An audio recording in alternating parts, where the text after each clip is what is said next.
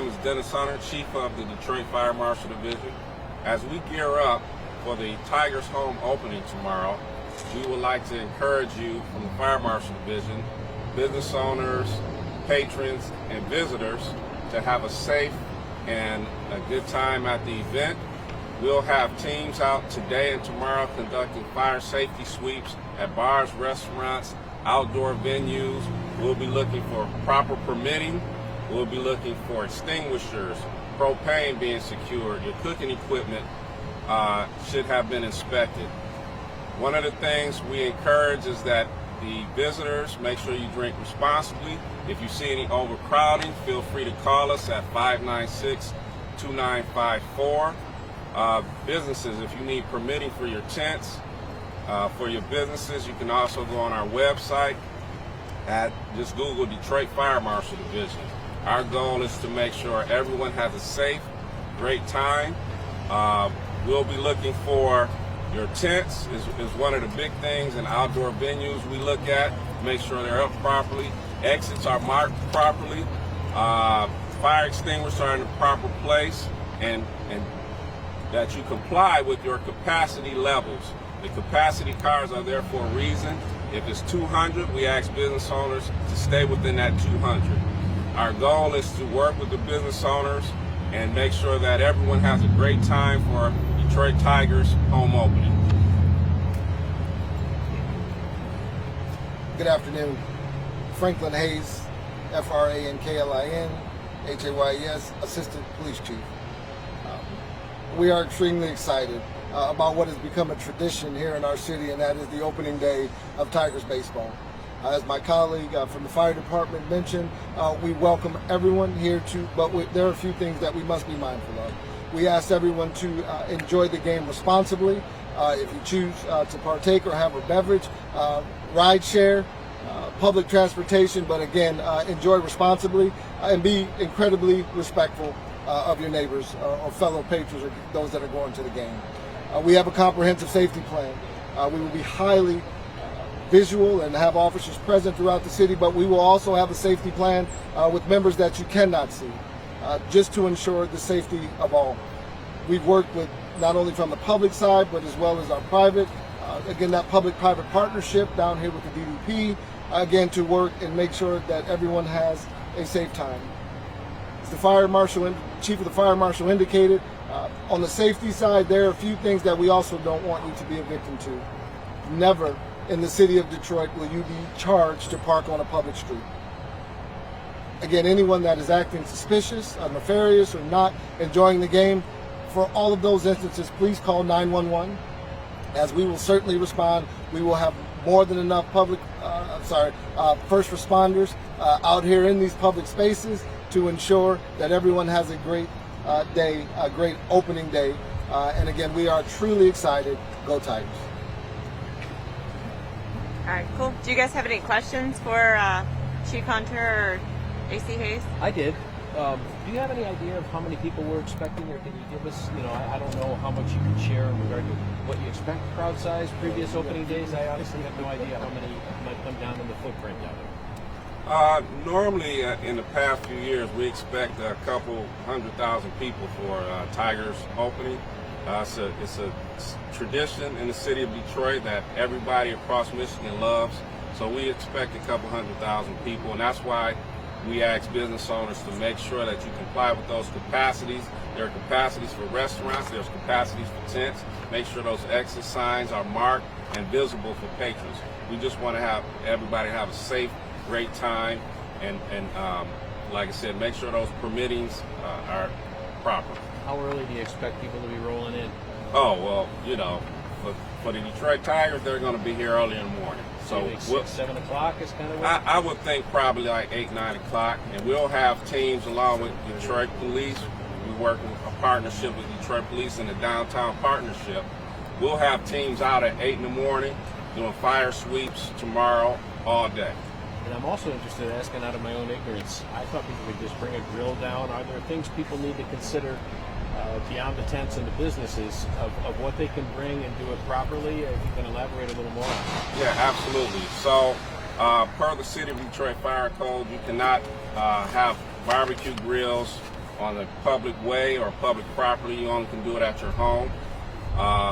We ask that the business owners, they should know, but if they don't know, you can't cook under tents. You have to cook outside of tents. But no, you can't bring any grills or anything down and put it on a public way to cook. So no grilling in a parking lot? No grilling in the parking lot, and none of that. Got it. Yep. What will happen if they try that? I'm not trying to... Well, like I said, we'll, along with my team from the Fire Marshal Division and the Chief's team from DPD, we'll politely remind you that you can't do it. And our other enforcement tactic is you will get a citation. Thank you. Thank you. Do you know how much the citation might be, or if that's a criminal citation or a civil citation? If I'm not mistaken, I think they're $500, and that would be a misdemeanor. When we talk parking, you mentioned no cost, so if you got a street spot, you're good. I don't know how often it happens if people still come up and say that, you know, to try to charge people, or what, if you could take us a layer deeper in regard to parking and access to it. Well, again, in public spaces in the city of Detroit, outside of a meter, no one will ever ask you for cash to park on a public street. So if there is metered parking, which you would need to get here extremely early to occupy one of those spots, again, it is not legal, and it is not the practice of the city of Detroit, the municipal parking division, to charge people cash or visitors cash to park on public streets. And not to get into the minutia, but if, for example, parking across from LCA, I've done it before. I think there's a limit there, 2-hour limit. So is all that still being enforced tomorrow, or since it's opening day, can people park and be good for the duration of the fun until the game's over? All game goers or event goers will have to uphold the parking laws and regulations here in the city. And if I could circle back, as Chief Hunter mentioned, when you talked about the barbecue grills, or those that may not know, we appreciate partnership just like this, so we have an opportunity to educate those that may be thinking of coming down and enjoying the games, because our goal is to educate, and then if that is ineffective, then we go to enforce. So again, appreciate this opportunity to do just that, and hope that they glean those that may have been considering as to what you can and can't do down here in the city of Detroit. Two questions. Can you tell us about how many officers from each department will be working just for the game tomorrow, approximately, and how much of that of the total staff that might be?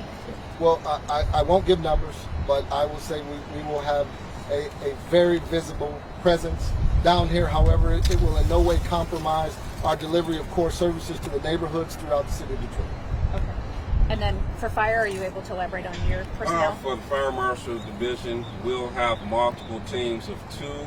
We'll probably have about 15 inspectors out through the downtown area, just constantly going into the restaurants, tents, bars, outdoor venues. And as the Chief Hayes said, we just want to make sure everyone has a safe, good time. Our job is not to harass. Our job is to make sure that you're safe and you can get out of these venues if needed.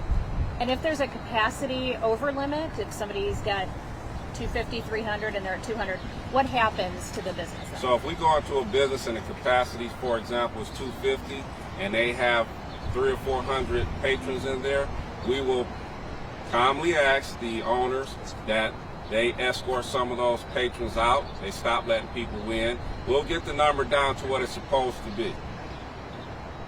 I had one last one in regard to, is there any clarification needed for people who may be carrying weapons in regard to screening areas that they can't, not to encourage it, not to bring it up, etc., but I just want to make sure to clarify if there's anything relevant to share. Well, the Detroit Police Department would never deter anyone from what is their constitutional right or the privileges to carry a firearm legally. We have enough officers that we have that covered. If it's a safety concern, you can rely on us. We will be here. Being mindful of venues, whether it's a nightclub, whether it's a bar or restaurant or actually the game, be mindful of the regulations as it relates in the MCL or the concealed carry law.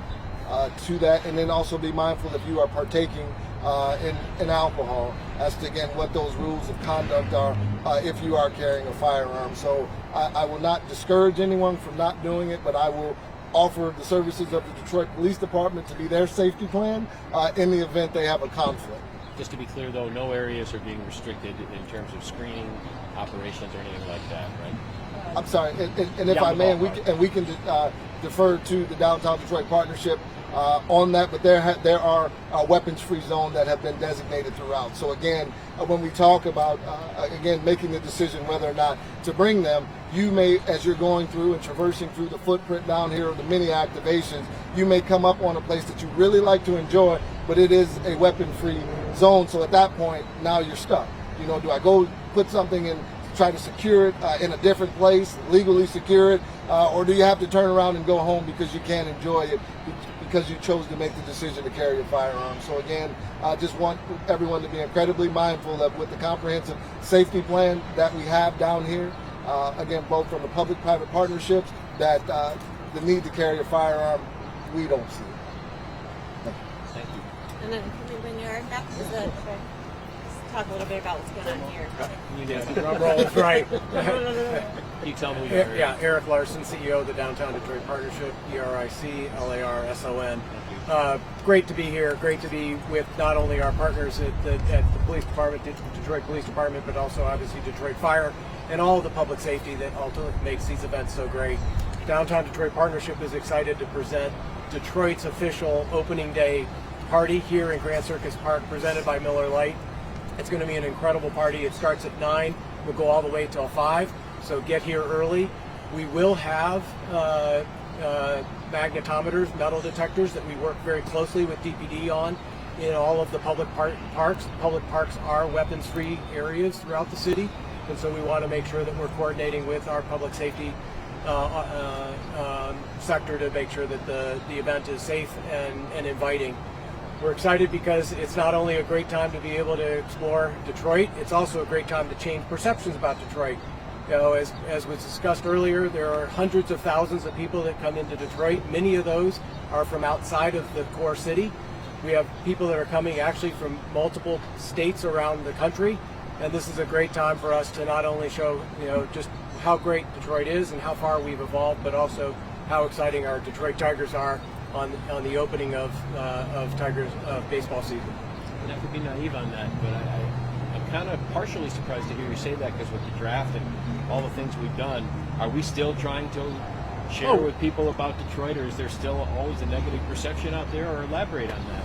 So I don't think there's a negative perception at all about Detroit, but then again, you know, I'm a little biased. But you know, the challenge is, you know, we've got, you know, 300 million people in this country that, you know, not necessarily all of them have made it to the draft or made it to a Tiger opening day.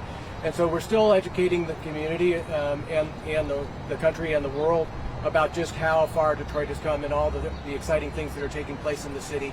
And the fact that, you know, as you're hearing today, Detroit is a place that you can come, you can participate safely, and you can participate in a way that is respectful and ultimately exciting, building great memories for the future.